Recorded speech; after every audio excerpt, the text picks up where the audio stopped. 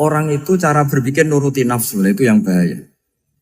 Makanya Quran ngritik ara'aita man ittakhadha ilahahu hawa. Orang yang cara berpikir itu nuruti hawa nafsu. Kalau zaman Nabi, zaman sahabat, zaman ulama, itu enggak seperti itu. Sehingga cara berpikir itu mudah.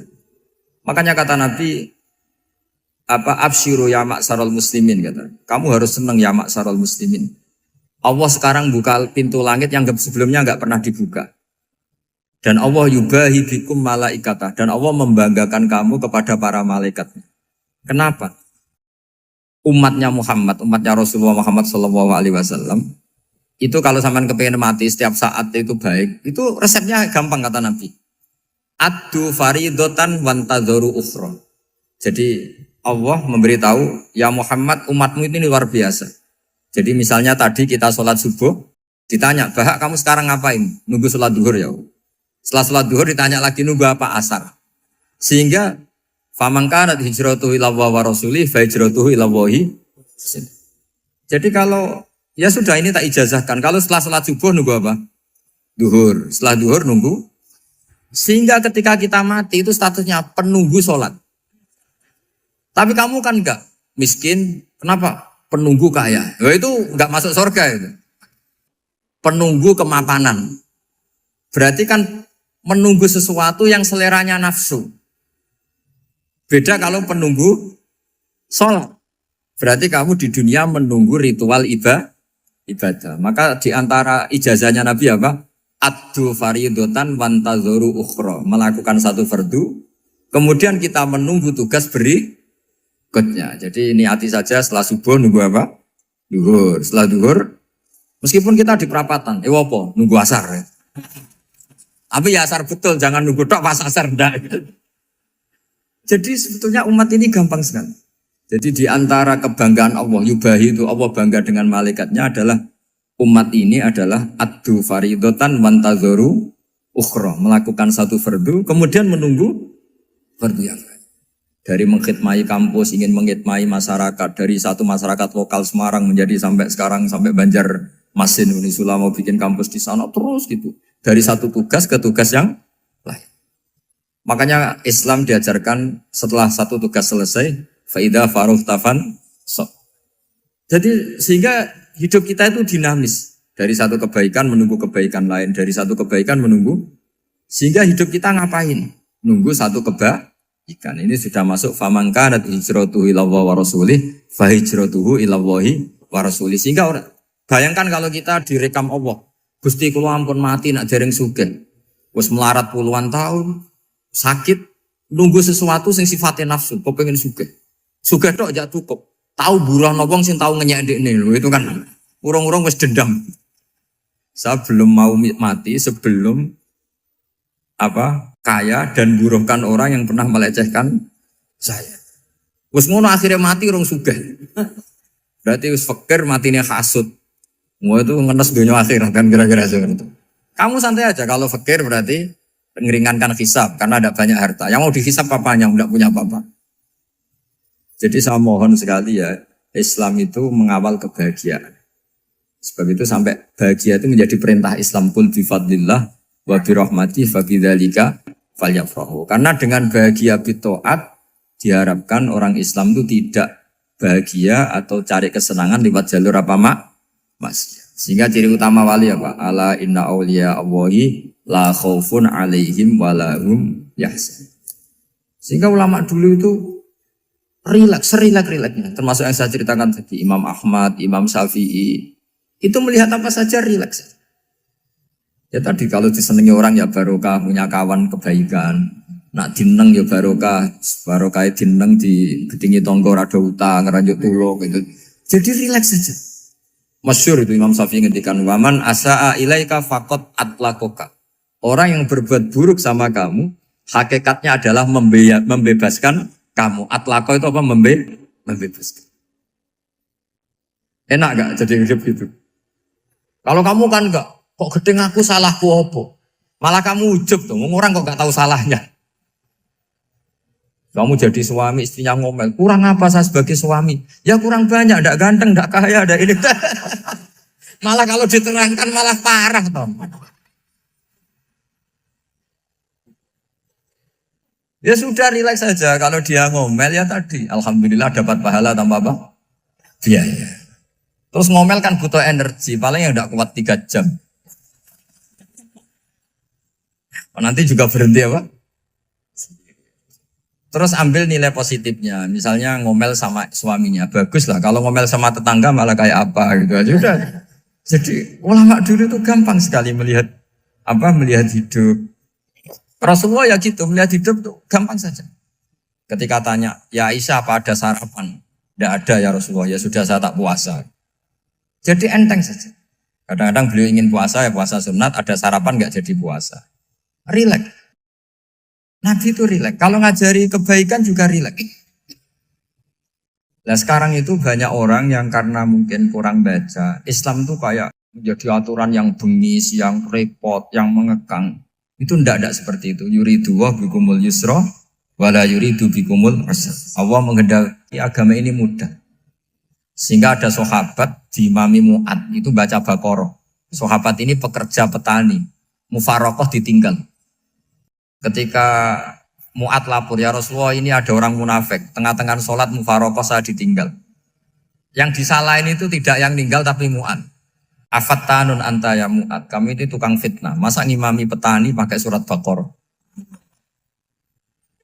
Jadi yang disalahkan ini imamnya. Kalau kamu jadi imam, sholatnya ya yang cepat. Makanya terus banyak orang kecepatan karena tadi. Jadi Nabi itu enteng sekali. Jadi apa ya, Nabi itu beda dengan yang kita bayangkan beda. Nabi pernah ngaji di masjid, kemudian ada tetangga lewat pakai cangkul ke kebun. Semua sahabat gerutu. Ini orang tidak benar, ada Nabi ngaji ditinggal saja ke kebun, tidak ikut ngaji. Jawabannya Nabi tidak, itu bagus, itu ikut sunnah saya. Kenapa ya Rasulullah? Dia kerjanya nyari halal.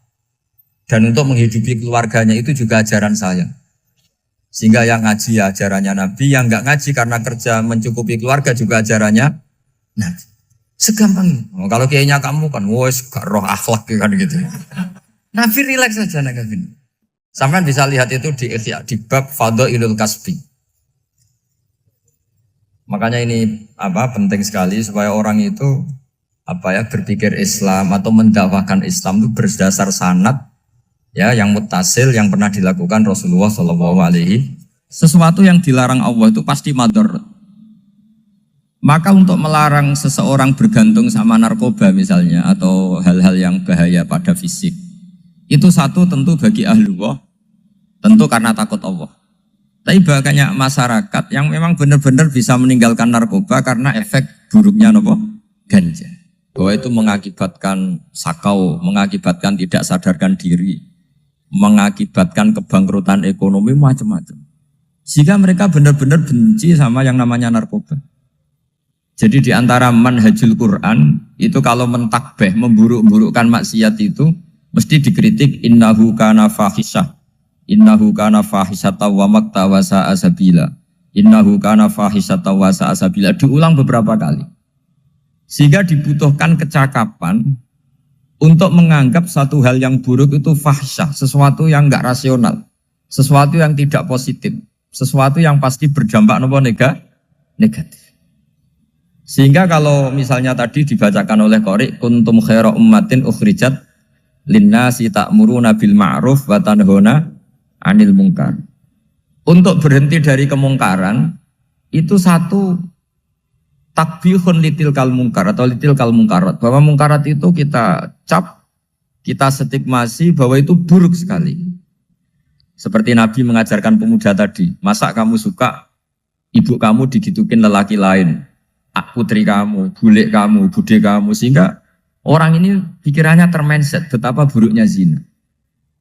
Sama seperti kita sukses memindset betapa buruknya narkoba, betapa buruknya bahan-bahan terlarang. Begitu juga seterusnya, terus pengkhianat dan sebagainya. Tapi problem manusia adalah dia itu akan mencari kebahagiaan atau kesenangan sesaat. Maka caranya gimana? Keinginan senang lewat maksiat ini dilawan dengan nyaman dengan taat. ulang lagi, nyaman dengan taat.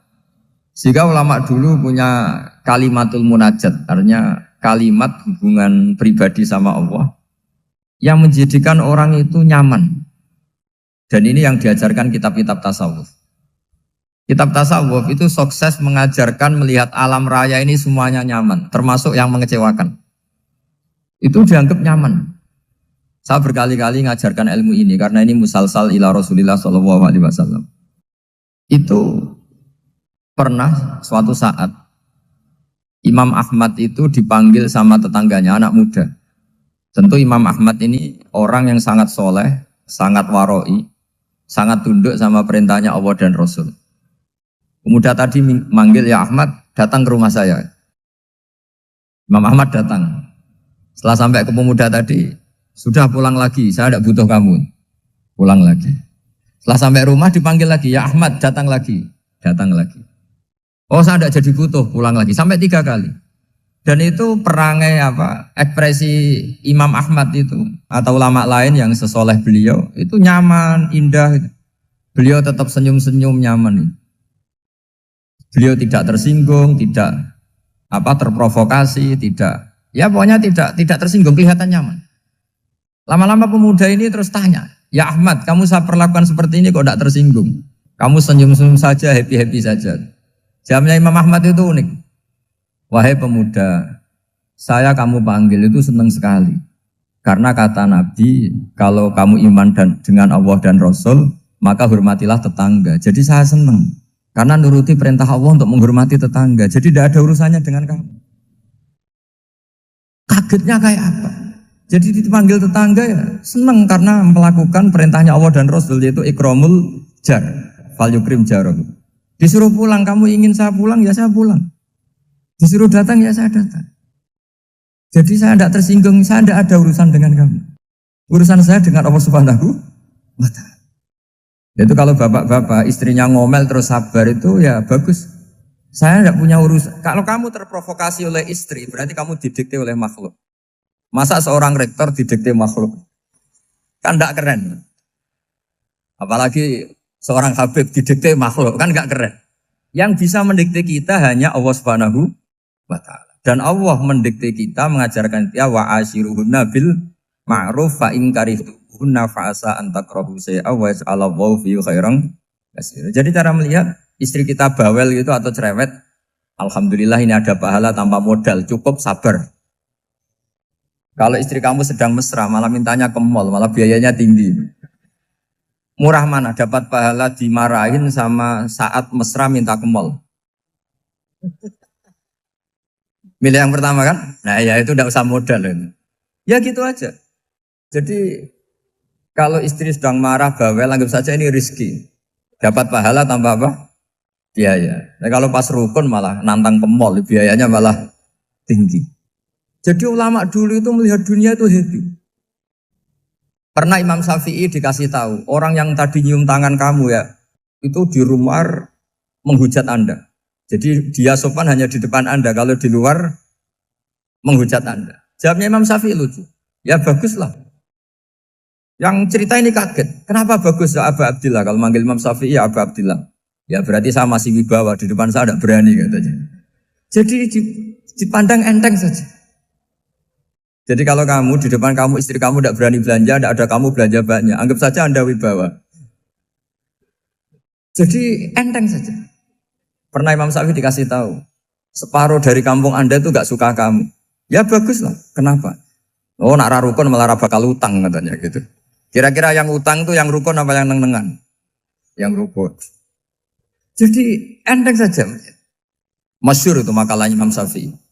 Waman asa'a ilaika faqad atlaqaka. Orang yang berbuat buruk sama kamu berarti membebaskan kamu. Kalau saya sedang nenengan sama Habib Hasan Toha Putra, beliau naik Alphard gak nawarin saya sah karena baru nenengan. Tapi kalau sedang rukun malah harus repot mana? Rukun sama ndak rukun? Repot rukun sebetulnya. Jadi Imam Syafi'i itu happy saja. Kalau sedang rukun sama tetangga ya dianggap rukun itu satu kenikmatan. Sedang tidak rukun ya dianggap satu kenikmatan. Jadi orang dulu itu serilek itu melihat dunia. Kalau kita kan enggak, ego. Wah saya ini suami kok dimarahin istri. Wah ini egonya bangkit. Padahal egonya bangkit itu ada kebodohan di situ. Yaitu seorang rektor didikte seorang istri, seorang makhluk. Apalagi kalau Anda daftar wali itu tidak akan jadi wali. Ini wali kok tunduk sama makhluk. Karena didikte apa? Makhluk. Maka Imam Ahmad ketika tetangganya bully gitu ya santai saja, beliau happy. Ketika pemuda tadi eskal janggal, kenapa kamu gak tersinggung ya Ahmad? Memangnya saya harus tersinggung gimana? Kan tak panggil tidak jadi, tak panggil tidak jadi. Hei pemuda, saya ini tidak punya urusan dengan kamu. Saya nuruti kamu karena perintahnya. Saya senang melakukan perintah Allah, harus berbaik sama kamu. Sampai 3 kali. Ajarkan Muhammad atau katakan Muhammad pada umatmu, sebaiknya atau seharusnya mereka hanya gembira dengan melihat fadlnya Allah dan rahmatnya Allah. Ini harus kita pahami mulai dari konstruksi yang paling pokok, yaitu akidah. 2 ahwal. Ahwal itu 1 perilaku sosial. 3 mutammimat, sesuatu yang tidak pokok, tapi kita butuhkan dalam mengawal hidup ini. Saya beri contoh, itu sampai maksiat, itu karena cari kesenangan. Misalnya baru penat itu, ingin seneng, ada orang yang macam-macam lah, ingin melihat maksiat, apa itu pornografi, apa nyabu, apa macam-macam. Itu sebetulnya agama punya konsep yang luar biasa, yaitu seharusnya seseorang itu gembira. Gembira dengan ketaatan. Lalu pertanyaannya caranya gembira gimana? Gembira itu mudah. Jadi misalnya kamu sujud sama Allah Subhanahu wa taala. Terus cara berpikir begini. Ini sekaligus ijazah. Cara berpikir begini. Ya Allah, ini kata Sayyidina Ali, kafani izzan an aku nalaka abdan wa kafani fakhron an takuna li robban. Ya Allah, betapa sialnya saya andaikan saya jadi budak dari makhluk yang sama. Misalnya sampean itu seorang kiai atau rektor atau doktor atau orang terpelajar, kemudian kamu jadi budak atau hamba dari makhluk yang setara. Betapa hinanya saya. Maka kata Sayyidina Ali, ya Allah saya ini cukup bahagia, cukup bangga. Karena jadi budak, jadi hamba dari zat yang super atau yang maha super. Jadi kok Allah Subhanahu wa ta'ala. Sehingga ada kebahagiaan yang luar biasa karena menjadi hambanya Allah Subhanahu wa ta'ala. Setelah bangga dengan jadi hambanya Allah, maka kita akan malu. Malu misalnya kok saya bahagia itu nunggu melihat pornografi, melihat maksiat. Itu terus menjadi malu. Kenapa saya bisa didikte oleh hal-hal seremeh itu? Ya, kita malu karena didikte oleh hal-hal yang seremeh itu. Karena kita didikte oleh nafsu. Jadi izzatun nafsi, satu harga diri seseorang itu harus dihidupkan untuk hanya tunduk kepada Allah Subhanahu. Sehingga Nabi itu melatih satu logika tarkul ma'asi. Nabi itu dulu ketika ada seorang pemuda yang ya karena mungkin pemuda ya, dia itu mau masuk Islam, tapi uniknya kata pemuda tadi, saya masuk Islam tapi asal dibolehkan bebas zina. Jadi ini agak sableng gitu. Jadi mau masuk Islam syaratnya dibolehkan apa? Zina atau free sex gitu. Karena orangnya agak hiper. Itu Nabi tidak langsung mengancam dengan neraka enggak.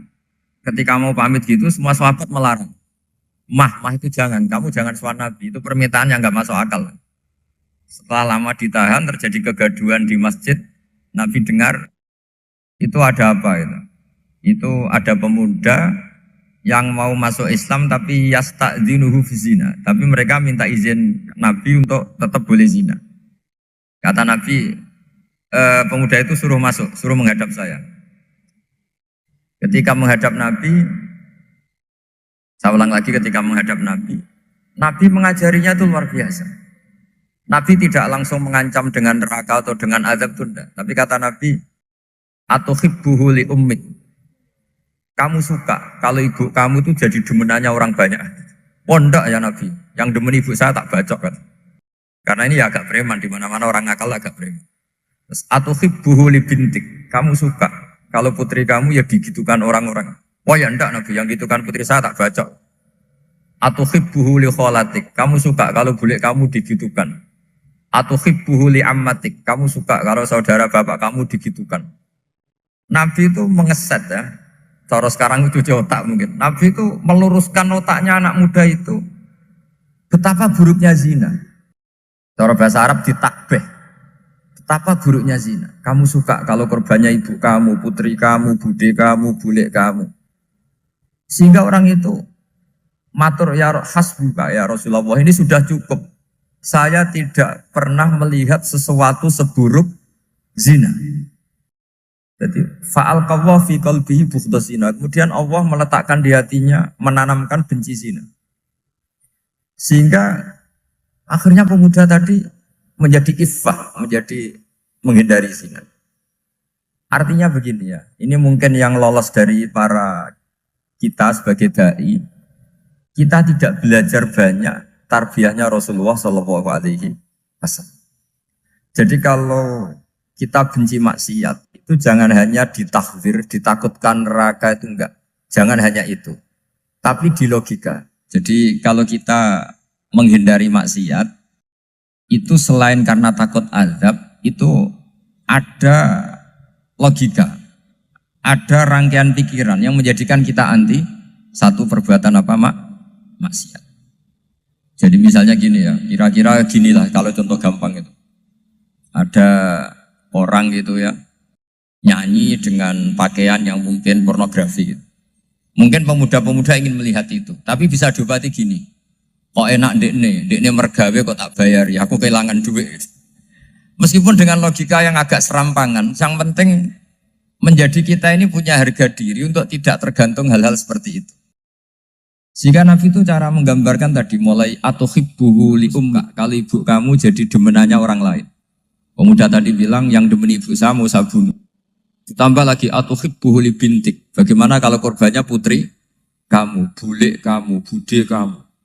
Sehingga terus si pemuda tadi betapa buruknya zina.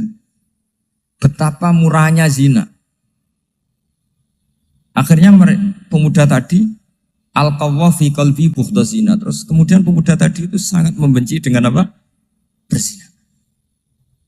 Nah, pikiran-pikiran seperti ini harus kita tanamkan. Harus kita tanamkan supaya orang itu benci melakukan maksiat karena satu memang takut suhtullah, takut dibendu Allah atau dibenci Allah. Dua, memang logika kita mengarahkan tidak maksiat. Saya beri contoh ya betapa pentingnya mindset ya, cara berpikir. Orang itu menjadi kikir itu karena nganggap hidup itu lama dan uang itu penting. Kalau zaman Nabi itu sederhana kalau melihat hidup. Pernah suatu saat Nabi itu punya jatah makan karena Nabi itu hidupnya juga pas-pasan. Jadi Nabi itu unik. Beliau di satu sisi kaya raya, bisa ngurmat Abu Hurairah, Ammar, Suhaib. Ashabu Sufa itu dirawat Nabi semua. Itu kan kaya, bisa merawat sekian orang. Tapi di sisi yang lain untuk pribadinya beliau miskin. Kadang nggak bisa makan hari itu. Tapi di saat yang sama bisa merawat Ahlus Sufa. Jadi keliru kalau orang hanya cerita Nabi itu miskin, untuk makan dirinya aja susah. Itu keliru. Kelirunya kalau tidak diteruskan, tapi Nabi mampu menghidupi Ahlus Sufa. Singkat cerita jatah makannya Nabi itu dikasihkan orang ketika Nabi ditanya, ya Aisyah, makanan jatah saya di mana? Oh ya Rasulullah, tadi ada orang minta tak kasihkan, maka makanan itu habis. Apa kata Nabi? Kamu salah Aisyah. Yang kamu kasihkan itu justru yang masih. Ya yang kamu kasihkan itu justru yang masih. Sehingga Nabi menganggap, makanya Nabi terus ngendikan. Ya kalau mukhatabnya lelaki ya kira-kira begini. Wahallaka min malika illa ma akalta fa'afnaita walabista fa'ablaita. Terusannya watasaddaqta fa'abqaita kata Nabi. Harta kamu ya kamu makan kemudian ke WC jadi kotoran atau punya pakaian mewah nanti rusak. Watasaddaqta fa'abqaita. Ada yang kamu sedekahkan yaitu yang abadi sampai akhir. Sehingga banyak pengusaha yang mencintai saya setelah tak ajari hadis itu. Misalnya punya uang 1 miliar karena dia spekulan atau pedagang rawan bangkrut, disedekahkan ke masjid 50 juta, yaitu yang abadi. Jadi kalau suatu saat bangkrut, dia masih punya uang 50 juta di akhirat. Jadi Nabi itu mengajari sedekah itu apa? Ya sedekah itu pengabadian uang. Kalau kita kan enggak, bilang sedekah itu nguras uang. Itu pikirannya setan, dan pikirannya orang Islam. Itu cara berpikir setan, bukan cara berpikir umat apa? Sehingga Sayyid Ali Zainal Abidin itu kalau ada orang minta, kemudian beliau ngasih, itu beliau bilang gini, marhaban biman hamala zati ilal akhirah. Matur nuwun nggih jenengan sing beto sangu kula nate. Jadi dianggap teller saja. Orang yang minta uang beliau itu dianggap tukang nyatet bank. Karena sudah ditabungkan. Ya sudah. Kalau kita kan enggak, wah pengemis tuh ganggu gini-gini. Kecuali pengemis profesi ya mungkin kita agak-agak enak. Karena zaman akhir tuh ada pengemis apa? Profesi. Jadi repot. Terus tak beri contoh lagi kebahagiaan ketika kita milih Islam moderat. Islam kita diajarkan guru-guru kita, utamanya oleh guru kita Mbah Maimun. Saya juga sering ketemu beberapa ulama dunia, termasuk Habib Umar. Saya juga ikut sowan ke sini pas beliau sama Habib ini Hasan Toha Putra di sini sama orang-orang moderat itu cara berpikir juga luar biasa indah. Beliau pernah cerita ya beberapa ulama lah, banyak yang cerita itu. Saya pernah diceritani seorang alim ketika ada orang ekstremis itu mau ngebom di tempat maksiat. Kebetulan yang maksiat itu kebanyakan ya orang Islam. Karena di negara yang mayoritas Islam. Ditanya sama Syekh Sa'rawi. Syekh Sa'rawi itu mufassir top di mana? Mesir. Ini mau tak habisin karena mereka orang Islam kok maksiat terus. Terus ditanya sama Imam Sa'rawi. Laumatu ala khini ma'asihim aina masiruhum. Kalau mereka mati dalam keadaan maksiat, mereka kemana? Ya ilanar, mereka pasti masuk neraka. Terus ditanya sama Imam Sa'rawi, wahal masiruhum ilanar muradun nabi amla. Punya umat maksiat kemudian mati masuk neraka, itu yang diinginkan Nabi apa enggak? Ya tidak aja. Ya sudah, enggak usah dibom, ditunggu tobatnya kata. Karena kalau mati dalam keadaan itu ke neraka dan itu tidak yang diinginkan Rasulullah Sallallahu Alaihi Wasallam. Terus ekstremis ini menjadi tobat, tidak berpikir ekstremis mas. Jadi orang itu harus berpikir mindset yang baik. Meskipun kadang berpikir baik itu ya agak-agak kacau. Ada seorang wali majdzub itu kalau berdoa agak kacau, tapi nggak bisa dibantah. Masyhur itu doa itu. Ini sekaligus ijazah, tapi kalau sebelum wali nggak boleh. Itu datang ke makamnya Rasulullah SAW. Terus doanya itu begini. Ya Allah, sekarang terserah engkau. Ya Allah, sekarang terserah engkau. Jika saya kamu jadikan orang soleh, jika saya engkau jadikan orang soleh, maka surra habibuk, maka kekasihmu ini senang. Yang susah musuhmu yaitu setan. Tapi kalau engkau menjadikan saya orang fasik, maka yang susah kekasihmu, yang senang musuhmu. Jangan punya dua pilihan itu. Wah itu kan doa tapi kayak teror itu. Ya jadi berdoa di Raudhah. Wah itu pasti mandi itu karena agak-agak maksa Tuhan itu. Ya Allah, engkau punya dua pilihan. Jika saya jadi orang soleh, maka kekasihmu ini senang. Musuhmu yang susah yaitu setan. Tapi jika saya jadi orang fasik, maka musuhmu yang senang, kekasihmu yang susah. Mohon terserah jenengan, mau menyenangkan kekasihmu, apa menyenangkan musuhmu gitu. Kira-kira gimana? Kalau tertarik boleh doa itu dipraktekkan. Tapi kayaknya kalau copy paste itu gak keren, apa? Jadi dulu orang itu muamalah sama Allah dan Rasul itu rileks. Rileks itu nyaman karena ya tadi qul bi fadlillah wa bi rahmati fa bidzalika falyafrah. Sehingga Imam Izzuddin bin Abdissalam itu ngendikan innalladzina yarmunal muhsanatil ghafilat. Di antara kebaikannya ibu-ibu atau mbak-mbak ini harus berstatus ghafilat. Perempuan-perempuan pelupa. Ghafilat itu pelupa. Pelupa dari kenikmatan maksiat sehingga mereka dengan taat. Misalnya ada ibu-ibu atau mbak-mbak atau juga bapak-bapak tahajud, kemudian nyaman dengan tahajud itu. Kira-kira terbersit enggak ingin maksiat? Enggak kan, karena sudah nyaman dengan tahajud, dengan taat. Maka dibutuhkan kenyamanan dalam beribadah. Sebab itu ala bidzikrillahi tatmainnul qulub. Makanya saya termasuk kiai yang setiap ngaji itu happy, seneng. Karena ini untuk kampanye, seneng dengan ngaji, dengan taat itu sudah luar biasa. Kayak apa kalau mereka senengnya kalau nunggu melakukan maksiat. Jadi termasuk bentuk perlawanan kita terhadap maksiat adalah usahakan kamu tuh bahagia, senang dengan taat. Istiqnas billah, mu'anasah billah, farah billah, itmi'nan tumaknina billah. Sehingga ini mencukupkan kita tidak berkebutuhan maksiat. Meskipun kita ya manusia, pasti suatu saat atau sudah pernah maksiat. Serasa diceritakan lah, itu mesti gitu lah. Lah orang-orang dulu itu orang yang sukses mengelola bahagia ma'allah wa billah walillah. Jika wali-wali dulu itu jadi wali itu tidak mesti karena ibadahnya banyak, itu enggak. Mereka orang yang ibadahnya itu biasa. Biasa-biasa sekali. Ulama-ulama dulu ibadahnya biasa sekali. Tapi qulubuhum ma'allah, hatinya itu ma'allah. Itu ada seorang wali itu jadi wali, Umar bin Abdul Aziz yang dikenal khamisul khulafa. Khamisul khulafa. Di luar khulafa Rasyidin 4, di antara yang soleh adalah siapa? Umar bin Abdul Aziz. Itu ketika mau meninggal, itu senangnya bukan main. Itu semuanya nangis, beliau senang. Terus tanya, kenapa kamu senang? Memangnya saya kalau mati itu kemana aja? Ila khairi madhubin ilah, ke zat terbaik. Dibang urip mbek kowe bulet atau mbek arhamur rahimin gitu. Yaitu Allah Subhanahu. Jalaluddin Ar-Rumi ketika mau meninggal itu muridnya nangis semua, beliau marah.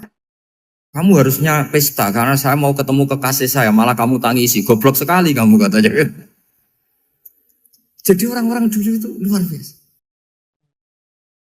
Karena tadi mereka tidak ingin ketemu Allah itu dianggap problem. Harus sesuatu yang membahagiakan. Makanya wali-wali itu kalau berdoa begini. Wa khairu ayyami yauman alqa fih, dan jadikan hari terbaikku adalah hari ketika saya ketemu engkau ya. Pernah dengar doa itu? Wa khairu ayyami yauman alqa fih, dan hari terbaikku adalah hari saat ketemu engkau. Aman kan enggak? Sampai mati ku wedi. Saya tidak tahu wedi dosa apa wedi Israel apa wedi malaikat siapa? Mungkar Nakir. Sebenarnya tidak perlu seperti itu. Karena cara pandang Nabi itu ini bisa dipraktekkan. Kalau kamu orang baik, mati artinya apa? Ya baik. Karena husnul khotimah. Kalau kamu orang yang buruk, itu kata Nabi, anggap saja mati itu akhir dari keburukan kamu. Nah, aku urip terus, malah maksiat terus. Maka Nabi itu kalau ngajari kita berdoa gini, Allahumma maj'alil hayata ziyadatan li fi kulli khairin wal mauta rohatan li min kulli syarri. Ya Allah, kalau saya hidup, ya anggap saja ziyadah fi kulli khairin, berpotensi nambahi kebaikan. Kalau saya mati, anggap saja ini akhir dari segala keburukan. Maka saya berkali-kali, hanya tradisi ulama-ulama NU, ulama-ulama pesantren, ya ada hanya NU, pokoknya ulama-ulama alim. Itu kalau ada orang mati, orang nakal gitu mati, ini saya gitu. Itu hadirin mesti gak terima. Wapi enang itu wong nakal. Tapi dipaksa sama kiainya, saya gitu. Lama-lama dipaksa. Saya gitu. Padahal ning atine kiai wis ra iso maksiat meneh, wis saya gitu. Karena dengan mati berarti saya sudah tidak bisa maksiat lagi. Jadi Nabi melihat hidup dan mati itu segampang itu. Kalau al-hayata ziyadatan li fi kulli khairin wal mauta rohatan li min kulli syarr. Coba kita ke depan itu kan ada potensi zina, potensi korupsi, potensi maksiat. Yang bisa menghentikan potensi itu apa coba? Mati ya, udah pintar ya. Sudah maju berarti. Berani mati? Berani. Tapi jangan di sini ngel-ngelo panitia. Artinya yang selama ini kita risau dengan kematian, dengan apa? Nabi ngajari kita tadi. Allahumma maj'alil hayata ziyadatan li fi kulli khairin wal mauta rohatan li min kulli syarr. Ya Allah, jadikan hidup ini sebagai bekal menambah kebaikan, dan suatu saat kalau saya mati, semoga itu akhir dari segala keburukan. Jadi artinya Nabi itu ngajari kita itu positif terus. Sama seperti ulamanya tadi. Nak lagi rukun mbek tonggo ya sanggep ae kanca keapian. Nak nenengan ben ra utang ngoten. Dadi pokoknya penak terus itu. Nak bojo lagi ngamuk alhamdulillah gak ngajak blonjo. Nak pas rukun ya alhamdulillah kok lagi rukun. Jadi gampang semua. Makanya ada seorang alim itu ngendikan begini, ada yang tanya. Saya tuh dulu ketika kaya, teman saya sering main ke saya. Setelah saya miskin gak ada teman-teman yang ke saya. Dikira si Habib ini kebetulan orangnya Habib itu mendukung keluhan dia. Ternyata enggak. Si orang alim itu bilang gini, malah bagus toh gitu. Kowe wis melarat buruhe wong. Ya sudah kamu miskin buruhnya orang lain. Misalnya tukang manol di pasar atau tukang becak. Kemudian teman-teman kamu datang, malah kamu malu tuh jadi tontonan. Bagus kalau mereka lupa, pas kamu miskin enggak ada yang lihat katanya. Jadi apa ya, dianggap enteng saja gitu. Akhirnya orang ini gak jadi ngeluh. Selama ini kan kita ngeluh ya, ketika miskin teman-teman gak datang. Coba kalau mereka datang pas kamu buruh bikin botol di orang lain. Mantan bos buruh, malu gak? Milih datang kepada? Nggak lah, sudah bener itu. Jadi ulama dulu itu, makanya sering baca biar tahu solusi hidup. Jadi ulama dulu itu gampang sekali melihat kehidupan itu. Gampang sekali, indah, gampang. Kebahagiaan ini pula yang harus kita latih dalam melakukan ketaatan. Tapi memang obsesi saya terbesar atau cita-cita saya terbesar memang setiap ngaji saya ingin orang mukmin semuanya itu bahagia. Dengan bahagia itu mereka tidak neko-neko ingin mencari kebahagiaan lewat jalur apa maksiat. Sehingga dalam konstitusi ulama yang ditulis di kitab-kitab usul fikih, dan itu kitab yang saya kaji, selalu saya kaji, itu membela-bela sesuatu yang mubah itu sampai luar biasa. Karena melihat mubah itu, misalnya Anda tidur itu berstatus mubah. Anda bermain catur berstatus mubah. Anda rileks sama teman jagungan semalam dengan teman rektor atau dosen atau yayasan itu, melihatnya bukan mubah tapi tarkul maksiyah. Misalnya saya semalaman asik Musamarah itu jagungan malam sama Habib Toha Al-Munawwar. Itu awang ngitungnya bukan, wah ini jagungan ngalor ngidul tidak penting tuh enggak. Malam itu bahak tidak ke dugem, tidak ke tempat maksiat. Sehingga ada ulama yang mengatakan mubah itu enggak ada. Saya ulang lagi, mubah itu enggak ada. Kan umumnya ulama bagikan wajib, ya kan, haram gitu. Terus diantaranya mubah, sunat, makruh. Ada ulama yang mengatakan mubah itu tidak ada. Kenapa? Logikanya begini, itsma min mubahin illa wa yatahaqqaqu bihi tarku haramimma. Karena tidak ada mubah yang Anda lakukan kecuali saat itu pasti ditinggalkannya sebuah keharaman. Misalnya Anda sedang jagungan sama istri di luar, di rumah, asik di rumah semalaman. Mungkin bahas hal-hal yang ringan. Mungkin melihat sinetron atau apalah yang ringan. Tapi di situ terjadi Anda meninggalkan ke tempat-tempat maksiat. Sekarang ninggal maksiat itu wajib apa mubah? Wajib. Padahal Anda sedang melakukan mubah. Nah itu dicatat oleh Allah itu tarkul haram, meninggalkan keharam. Jika masyhur dalam cerita wali-wali itu, Abu Yazid yang seperti itu ibadahnya pernah tanya, ya Allah lalu yang makomnya orang seperti saya siapa? Karena beliau semalaman ibadah terus. Sama Allah dijawab, ya yang tidur di pinggir kamu itu. Abu Yazid, loh kok bisa ya Allah? Dia kan tidur terus. Ya kan dia tidur berarti meninggalkan keharaman. Ngomong sing potongan tukang maksiat itu apik turu apik melek kira-kira. Apik turu. Timbang sama nak melek pola wis turu ae kira-kira gitu. Jadi gak usah dipaksa tahajud, dipaksa qiyamul lail itu. Iya kalau qiyamul lail. Kalau dapat informasi, kesini ikut saya, terus katut kan repot. Jadi perlawanan terhadap maksiat itu sebetulnya gampang dalam Islam. Karena tadi, nggak ada sesuatu yang mubah kecuali saat dilakukan berakibat meninggalkan keharaman. Mudah sekali. Jika banyak orang jadi wali itu karena melakukan mubah. Itu ada orang jadi wali itu karena sering makan. Ya makan-makan biasa itu. Karena ketika makan, ya Allah, betapa doifnya saya. Katanya saya presiden, katanya saya rektor, saya kiai. Ternyata kalau nggak makan tuh lemes. Apa hebatnya makhluk yang bergantung makhluk yang lain, yaitu makanan. Nah karena seperti itu terus dia al-laja ilallah, terus dia sungkeman ning Allah. Betapa lemahnya saya. Sebab itu ketika Quran mengkritik dan dengan tanda kutip kemungkinan Tuhannya Isa bin Maryam, itu ngeritiknya sederhana Quran itu. Mal masih ibnu Maryam illar rasul qad khalas min qablihir rusul wa ummuhu siddiqah kana yaqulanit to'am. Isa itu tidak Tuhan, wong dia makan. Kamu kebayang enggak misalnya punya Tuhan, wah tadi Tuhan mampir ke rumah saya, dia lemes. Setelah tak kasih makan sehat lagi gitu. Itu kan enggak kebayang. Tapi Tuhan marung di rumah saya, lemes tak gratisin, kayaknya enggak punya uang gitu.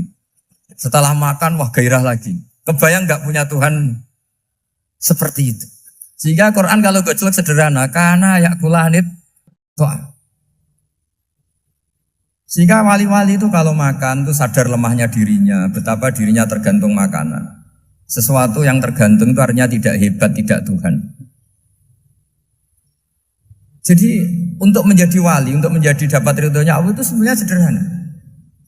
Termasuk ada cara jadi wali yang agak kacau, tapi ini ya benar, asal niatnya benar. Misalnya Unisula besar, ya kurang besar lagi. Kita sudah punya uang, kurang banyak uang lagi.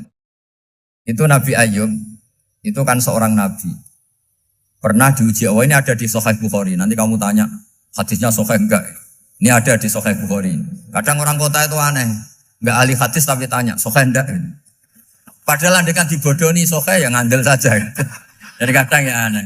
Oh enggak tahu kok tanya. Itu Nabi Ayub itu sudah kaya, pas itu sudah kaya. Bukan cerita yang masih miskin, memang sudah kaya. Beliau di kamar dihinggapin satu belalang dari emas. Setelah belalang itu dikejar, ternyata yang jenis itu banyak, semuanya dari emas. Ngambil sana sini, ini yang kesak ini dipenuhin, saku ini dipenuhin, sampai banyak. Sama Allah digojlok. Kamu itu Nabi saya, kenapa kamu mengumpulkan harta sebanyak itu? Kamu itu Nabi saya kok rakus? Jawabannya Nabi, ya Allah, siapa yang bisa kenyang dari rahmatmu? Ya, jadi kalau kamu punya uang 1 miliar, kok ingin 1 miliar 100, ingin 1 miliar 200, itu cara ngitung bukan uang. Ya Allah, siapa yang bisa kenyang dari rahmatmu? Karena rahmat Allah tidak terbatas, sudah Gusti tenang saja. Meskipun saya gini, rahmat Anda tidak akan habis. Sehingga waroi ada ilmunya, tomak juga ada ilmunya. Termasuk ragus itu juga ada ilmunya. Misalnya begini, ini contoh rakus yang ada ilmunya begini. Ini saya beri contoh. Mungkin yang boleh niru orang-orang soleh, kalau nggak soleh jangan. Imam Syafi'i ini cerita nyata. Imam Syafi'i itu dulu ketika ngaji masih muda itu nggak suka sama guru yang kaya. Kebetulan dia punya guru miskin terus. Namanya Sufyan As-Tsauri, itu miskinnya Masya Allah. Sufyan bin Uyainah juga miskin. Jadi dia miskin, punya guru miskin terus. Sehingga idolanya ya sama guru-guru yang miskin. Suatu saat guru-guru ini menyarankan dia ngaji Imam Malik.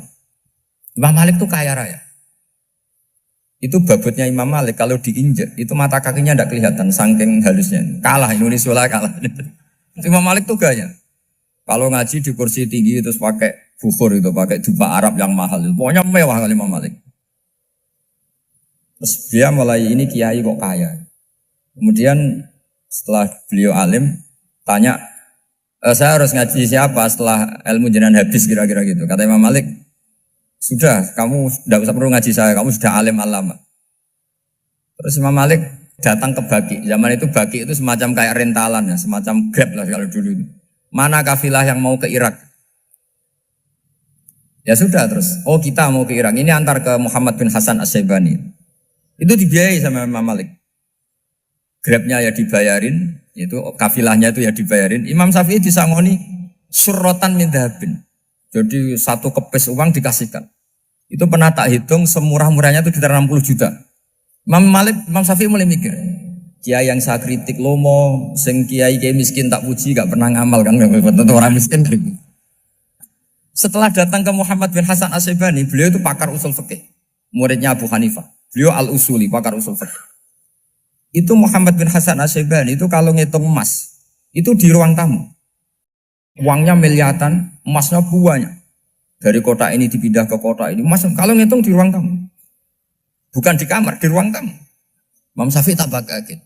Imam Malik kayak gitu sudah saso, Al-Malik ini kaya raya. Setelah Imam Syafi'i kelihatan kaget, digojlok sama Muhammad bin Hasan Asyibani karena beliau senior. Ata'jabu min hadza, kamu aneh melihat ini? Iya. Kenapa? Ulama kok kaya raya. Terus kata Muhammad bin Hasan, ya sudah, uang ini tak kasihkan orang-orang fasik, binti gue demenan, gue nyabu, gue macam-macam. Oh jangan, nanti dipakai maksiat. Pun jenengan mawon sing suka. Semenjak itu Imam Syafi'i rubah mindset. Jadi kalau kampus ini ingin akreditasi A, ingin mulia, ingin apa, kamu ridho kalau yang punya prestasi seperti itu adalah orang-orang fasik. Ridho enggak? Enggak kan? Maka didoakan ini. Nah itu namanya berpikir secara usuli. Kamu jangan hanya nuruti karena berpikir waroi terus kamu benci kekayaan. Apa tidak bisa seperti itu? Karena pangkat dan kekayaan ketika dikelola secara kesolehan maka akan menjadi energi positif yang luar biasa. Semenjak itu Muhammad bin Hasan Asyibani berhasil mendidik Imam Syafi'i. Sampai akhirnya keterusan Imam Syafi'i berpendapat kalau orang Islam bisa bikin rumah tingkat kok punya rumah reot itu haram. Akhirnya keterusan. Kalau bisa jadi bupati kok jadi ketua RT juga haram. Karena al-Islam ya'lu wala yu'la alaih. Islam itu luhur bukan bisa diluhurin. Sehingga rata-rata orang Syafi'iyah termasuk kiai-kiai Indonesia itu rata-rata ya agak-agak politikus. Ya agak-agak kedonyan, mungkin sebagian kedonyan tenan gitu. Karena gak ridho gitu loh. Kalau kesempatan itu dikuasai orang fasik kemudian menjadi kekuatan maksi. Coba kalau bupati itu orang yang fasik. Kemudian programnya supaya rakyat seneng semalaman dangdutan yang purno misalnya. Supaya rakyat seneng dibolehkan dugem, dibolehkan judi. Tapi kalau yang jabat orang soleh kan ada beberapa perda yang menolak penyakit apa? Masyarakat. Jadi kamu jangan melihat bahwa kepangkatan ini hanya sebagai alat korupsi, alat otoriter, enggak. Asal kena orang soleh, maka ini menjadi energi kesolehan atau energi positif.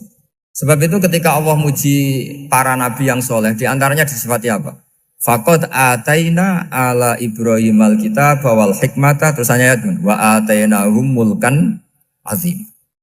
Dan Nabi Ibrahim dan keluarganya tak kasih kerajaan yang besar. Nah sekarang masih banyak orang yang cara pandang ngapain bikin Unisula yang megah, ngapain berambisi punya akreditasi A dan sebagainya. Menyoal seperti itu salah secara usul fikih. Karena secara usul fikih kesempatan yang baik tentu harus diperjuangkan oleh orang-orang yang soleh. Karena ini supaya jadi otoritas yang positif. Itu dulu ada latihannya. Jadi orang dulu itu gampang sekali ketika milih miskin ditanya, kenapa miskin? Saya ingin hisab saya ringan. Tapi ketika mereka kaya, yang soleh, supaya harta ini tidak dipakai orang yang nanti dipakai maksiat. Kita misalnya orang soleh mau pangkat, karena kita ada ridho, kepangkatan itu dipegang orang maksiat, kemudian menjadi energi maksiat. Begitu juga seterusnya. Maka ulama dulu itu rileks. Sampai Senawawi Al-Bantani itu nanti bisa dicek di tafsir. Qul hal yastawil ladzina ya'lamuna wal ladzina la ya'lamun. Beliau muji-muji ulama. Kemudian ada seorang yang agak hasut mungkin.